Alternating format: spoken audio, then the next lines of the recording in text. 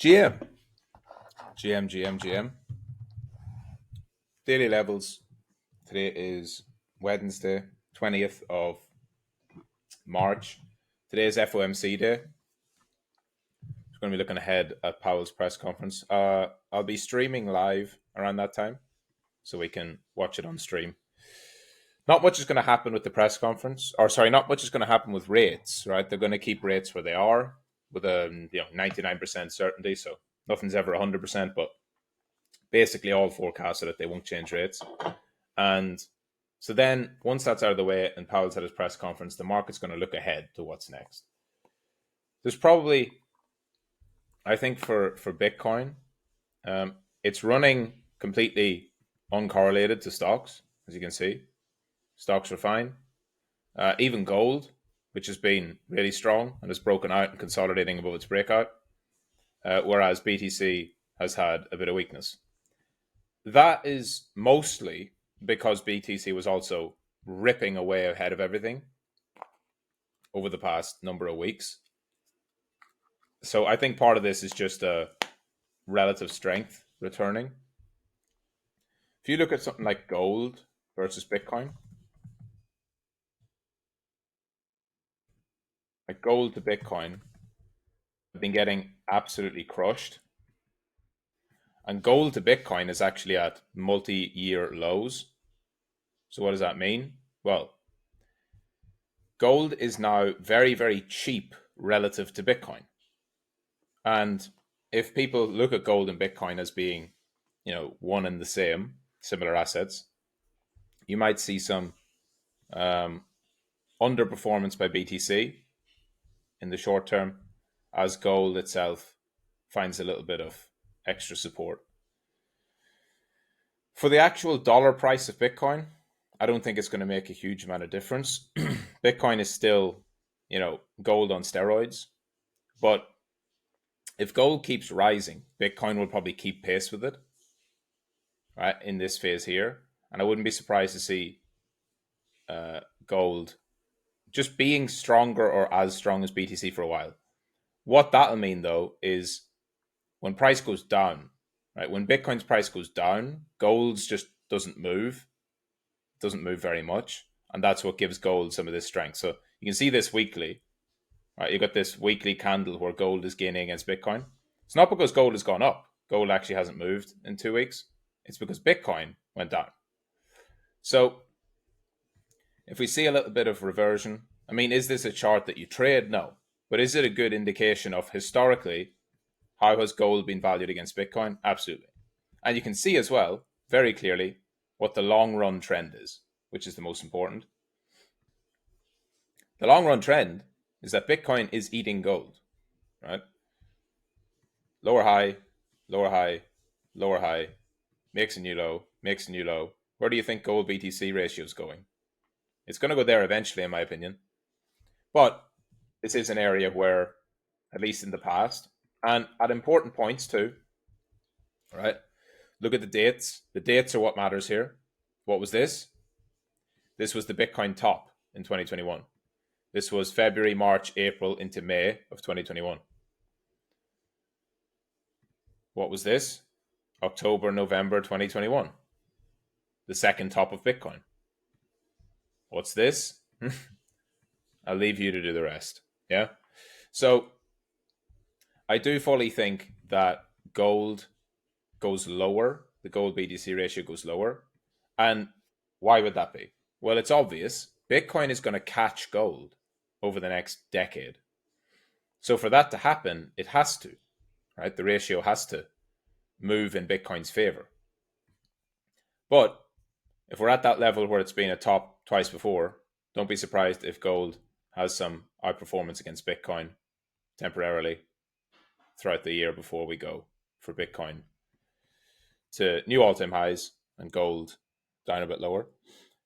When would that next phase happen? I would say it's probably going to be in a period where gold doesn't perform and Bitcoin does. So when the Fed cuts interest rates again, you might see some changes in this. Or if you see some signs of well, like lower interest rates in general is good for gold as well, but it's better for Bitcoin. So that's what I'm trying to say. When interest rates are high, people don't want to own gold because if interest rates are high, you can get risk-free return on your dollars. Right? If you can get 5% by just holding your dollars with the Fed or in a money market fund, sorry, then why would you hold gold, which is not yield bearing? People hold gold as a store of value. So when things are happening, and to protect their purchasing power, just like with Bitcoin. So when things are happening in the world that are bad for fiat, i.e., they're cutting rates, they're easing conditions, they're printing more of it, people want more gold and more Bitcoin. But when that time comes, right, when rates get cut, when the printer goes on, you know that at that point, Bitcoin is like 10x gold or 5x gold because it's just so much more. It's more volatile. It's smaller market cap. It's far more, you know, popular 21st century wise, you know, with digital age and with young people. And it obviously has a big leverage element too, where people trade it as well, which can heighten the volatility. So, where do I think it's all going? I mean, this is just something that's I woke up this morning thinking about this. I don't know, don't know why, but it's kind of interesting that I did. I just thought, what is gold to Bitcoin? And it's kind of it's kind of interesting to see that. So if Bitcoin is going to underperform gold, this is absolutely the area at which you'd expect it to. So maybe we have a little bit of sideways. Who knows? And but again, this is like, you know, if you take your principles of support and resistance, right? The more times you test a support level, especially when the bounces are getting weaker. Although we had one bounce, we had the whole bear market rally and back down. So there hasn't been a bounce yet. And if there is a bounce, that's outperformance of gold. So if you saw something like that, or just like what I've drawn, if you saw a weak bounce and it comes back down, when that breaks, you know, I think when it breaks, there's no going back, and that's where Bitcoin takes its next big move against gold. You see here when it broke in 2020, it produced the blow off top of the first phase of Bitcoin. So I think next time that breaks, that's probably when Bitcoin goes for its 100K run, right? If you can see this, when it broke through there, that was literally right as Bitcoin hit all time high. I don't think that's a coincidence. So Bitcoin, and if you invert this, if you go BTC to gold, so when Bitcoin goes to its all time high versus gold in 2020, you can see the same period here, right? In the 28th, um, it's where it breaks out and goes higher, right? So if you go back to gold, BTC, I'm just going to put an alert on that because I think the same thing is probably going to happen this cycle. Whether it's right now, which would be great, or whether it's in a few weeks or months, which wouldn't surprise. I think when it goes down past this level to new lows, you can't really set alerts on these, can you? Because it's just 0.03 and it's probably gonna fire straight away. Hopefully not. Gold, BTC, all-time lows. That would be when I would expect Bitcoin to have its biggest move. So that's one to keep an eye on. Add it to your watch list. This will be a very, very slow. Like this isn't going to be something that moves fast, obviously. And just track it. Just see how it moves over time. So as for Bitcoin, right now, had a sell off from the all time highs. I don't think we reclaim this all time high anytime soon because that's quite a strong rejection. If you just look at it from perspective of the weekly reversal candle and quite a strong sell off here, that is more likely to lead to some consolidation or even more downside. On the lower time frames, as you can see with that blue line, that's the 4 hour 200 EMA. I think Bitcoin is probably going to rise up as we've seen the really weak ETF flows, right? Another day of really weak flows, even double the outflows of what there was on Monday. So Tuesday had double the outflows on Monday. BlackRock especially weak. Like that's the lowest. That's the lowest daily that BlackRock's had in maybe ever of inflows. And so the market is now going to adjust to this. But this is where I think it offers actually room for Bitcoin to rally, because the market prices this in and front runs it, right? The the guys on the inside on Wall Street would have known for the past few days that the flows are weaker, because they've basically been weaker since last Friday, really Thursday, since the $1 billion day and then the $600 million day. That was weak too. Like 130 was relatively weak, then 198, then two outflow days. So I think a lot of this downtrend has been driven by that. Probably just whispers around Wall Street, or that the flows are slowing down. Because of that, as I talked about a bunch of times, Bitcoin and the market as a whole has a lot of built up OI that needs to come off. And that's where I think you're probably going to see some stuff struggle to move unless we get a more of a wipe. Bitcoin's open interest is remaining resilient here. I'd like to see it drop more. It only dropped down at the lowest yesterday, about nearly 20% off the highs, but only about 3-4 billion. Altcoins down a bit more, a bit of deleveraging, down 27%, but down about 8 or 9 billion from 33 to 24. That's much better.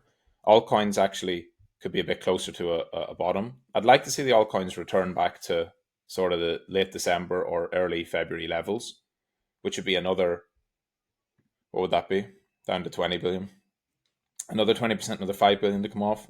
That'll probably either come with a liquidation event or a slow bleed. And I think Bitcoin as well, some of that will probably come out of Bitcoin.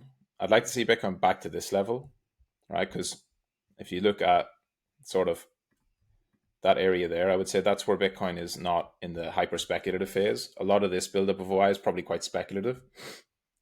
So I'd like to see the market pull down some of that. But it's not going to happen right away. And I think now you've got all the signs of a local bottom, right? You've had multiple pushes. There was the first push down, but that kind of double bottomed. But then you had a second push, a third push, a fourth push, and a fifth push. And then it's reversed. It's tried to go below the 200 hour, or the 200 EMA on the 4 hour. It's reversed, came back inside, and it's holding. And on the 1 hour, it's compressing in at the bands. And with all of these push, the market's now just expecting more and more downside, but Bitcoin's starting to hold and be a bit resilient.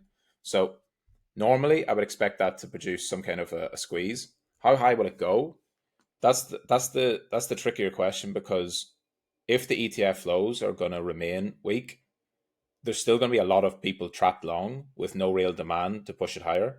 So it's going to be a balance here between traders and investors. I think traders are probably going to keep trying to short this, and it might go and push higher and higher. So I wouldn't be surprised to see Bitcoin make its way up to maybe that liquidity level there before a pullback. It could just have a even, maybe the whole demand just disappears and Bitcoin drifts lower again, down towards that 60 to 58 kind of area. Not sure. It's really, I think you have to just give it a bit of time. FOMC, see how it reacts to that today, see where the market moves. And outside of that, I think Bitcoin, it's going to be, I think now is where most likely the narrative, this is probably the most likely point for the narrative to shift away from, any bullish, all the bullish narrative we've had, back to something more bearish. But that doesn't mean you should necessarily be bearish on low time frames, right? There can be a squeeze, especially if the perps are shorting into this as well, which I'll take a look at on Trade of the Day. So that's it, GM. See you all later on the live stream. Got a special guest coming on, Pope. We'll do the second part of the crypto and AI crossover. We'll see you then. GM, GM, GM.